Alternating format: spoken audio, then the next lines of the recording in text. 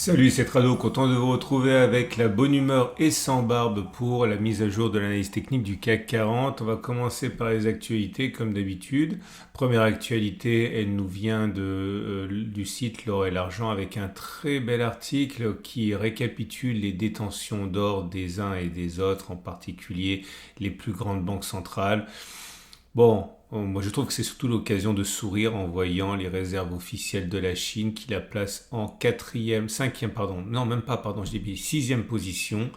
C'est tout nouveau hein, que l'or détenu par la Chine fait l'objet d'une communication, mais quand on sait que la Chine est depuis des années le plus gros producteur d'or du monde, forcément, ça fait sourire hein, de voir la réserve officielle de la Chine en détention de métal précieux. Je vous laisse apprécier le classement. Deuxième article que j'ai trouvé pour vous, c'est un article qui nous vient d'UBS qui annonce la couleur pour l'or et UBS vise toujours plus haut puisque c'est 2600 dollars l'once pour fin 2024 et 2700 dollars l'once pour 2025, des objectifs qui sont vachement conservateurs quand même. Hein. On voit que l'UBS, fidèle à sa réputation, a des objectifs qui sont assez, encore une fois, modestes, conservateurs. Beaucoup moins modeste et beaucoup moins conservateur l'objectif de Stoffer Levalek, que vous connaissez bien, un Incrementum. Bon, ce sont sans doute les plus grands spécialistes ou parmi les plus grands spécialistes de l'or dans la sphère en question du monde, hein, soyons clairs. Et pour eux, c'est 4800 dollars. Ok, donc prévoir une hausse de 100% si on en juge les anticipations de Stoffer Levalek. Bon, c'est pas la peine non plus de s'emballer trop vite, si je peux me permettre, hein, puisque je vous rappelle que 4800 dollars l'once, c'est 100%, mais ça tient compte d'une éventuelle dégradation importante de la valeur du dollar. Ok, donc vous, ce qui vous intéresse sans doute, c'est la valeur en euros, mais voilà, Stoffer Levalek voit une progression de 100%. Je laisse découvrir un interview. Tous les articles que je mentionne, vous les retrouvez sur mon site, hein, tout est regroupé. Il y a un lien en dessous de la vidéo. Un article un peu poil à gratter parce qu'il en faut toujours pour éviter de penser que les arbres montent jusqu'au ciel. C'est TDS qui, par la voix de son analyste, son stratégiste senior, dit qu'il voit plus de risques à la baisse qu'à la hausse. On a quand même pricé beaucoup de choses qui étaient positives. Et TDS pense qu'il y a plus de chemin à parcourir dans le sens de la baisse que dans le sens de la hausse. Et pourquoi pas démarrer avec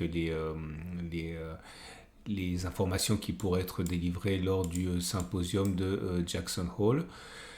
Et ça y est, on a fait le tour. Je vous rappelle que vous retrouvez tous les articles que j'ai mentionnés sur mon site en dessous de la vidéo.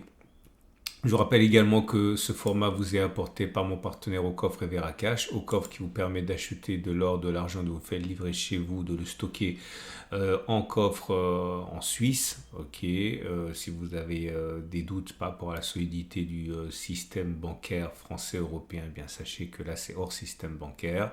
Et si vous voulez néanmoins pouvoir utiliser cet or librement ou cet argent librement, vous avez la carte Veracash, qui est une carte Mastercard qui vous permet d'utiliser de l'or à mesure que vous le désirez avec une carte de paiement, tout ce qu'il y a de plus classique. Vous avez un lien en dessous de la vidéo. Pour en savoir davantage, on passe aux zones d'accumulation rationnelle. Alors l'or libellé en euros est toujours en embuscade, très proche de ses records historiques qui sont à 2286 euros. La tendance de long terme est haussière, la tendance de fond est haussière. On n'est pas en zone d'accumulation rationnelle. Celle-ci, vous en avez déjà tiré parti à mon avis à 21,02, 21,24. Les bougies Aiki indiquent que pour l'instant ça reste médiocre, on va dire, hein, depuis qu'on a bénéficié de la dernière impulsion haussière. Maintenant c'est rouge, donc il est plus plausible que l'on continue de baisser sur le mouvement actuel plutôt que l'on ait fait les plus bas. Pour l'or libellé en dollars, on le sait, on a connu une semaine historique, hein, puisque un record a été inscrit. On n'a jamais coté plus haut que le 20 août, c'est-à-dire en début de semaine, avec un record, on l'a dit, à plus de 2500 dollars depuis Eh bien, on assiste à une petite pause avant, espérons-le, un élan pour aller franchir de nouveaux records. La zone d'accumulation rationnelle qui nous intéresse, c'est 2400-2350. La précédente, 2289-2266, a déjà fait l'objet d'interventions pour certains qui voulaient accumuler. Tendance de long terme haussière, tendance de fond haussière. Les bougies Ekinashi indiquent que c'est modérément baissier puisque c'est rouge mais petit avec mèche haute, mèche basse, c'est surtout de l'attentisme plutôt qu'autre chose. On passe à l'argent, l'argent qui nous a fait l'immense privilège de rebondir très fortement depuis la zone d'accumulation rationnelle à 25,6, 24,2. Regardez, ça a été très violent depuis les plus bas. Les cours ont déjà pris quasiment 12%. La tendance de long terme est haussière, la tendance de fond est neutre, baissière parce qu'on est en dessous de la M50 qui descend. Pour l'argent libellé en dollars, c'est la même chose. On s'est très fortement ressaisi sur la zone d'accumulation rationnelle des 27,5, 26. Certains ont pu en profiter, j'imagine. La bonne nouvelle, c'est que la tendance de long terme est haussière et la tendance de fond maintenant est haussière également. Elle a été baissière pendant quelques semaines. Et on va passer maintenant au platinoïde. Alors, pour débuter le palladium libellé en euros, qui est toujours en souffrance depuis des mois et des mois, mais le rebond sur la zone d'accumulation rationnelle des 819 734 est en cours. La progression depuis le plus bas est à 13%. La tendance de long terme est encore baissière. La tendance de fond est également baissière. Mais si on pense que le pire est derrière nous, eh bien, vous avez une zone d'accumulation rationnelle qui est magnifique. Espérons que celle-ci tiendra mieux que les précédentes. Pour le palladium, mais libellé en dollars, on a également un rebond très conséquent depuis la zone d'accumulation rationnelle des 915-834. La tendance de long terme est baissière, mais la tendance de fond est neutre, puisqu'on est au-dessus de la M50 qui est plate. Et pour le platine, nous sommes dans une situation de rebond technique également.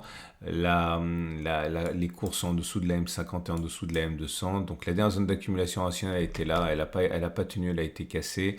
La prochaine est à 804 768, à moins que je la remonte. Tendance de long terme neutre, puisqu'on est en dessous de la M200, mais celle-ci monte. Tendance de fond baissière parce qu'on est en dessous de la M50 qui descend. Et pour le platine libellé en dollars, c'est la même chose. La toute dernière zone d'accumulation rationnelle n'a pas tenu, on est passé au travers, mais on est venu prendre appui sur les 906 890 qui deviennent notre prochaine zone d'accumulation rationnelle. Tendance de long terme haussière, tendance de fond neutre.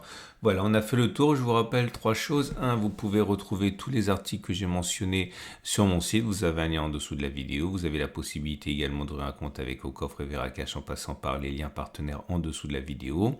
3, n'oubliez pas de liker cette vidéo si vous l'avez aimée parce que 1, ça me fait plaisir. 2, ça donne de la visibilité au format sur l'or et sur l'argent puisque plus une vidéo est likée, plus elle est proposée par l'algorithme YouTube. Excellente journée à mercredi pour la mise à jour.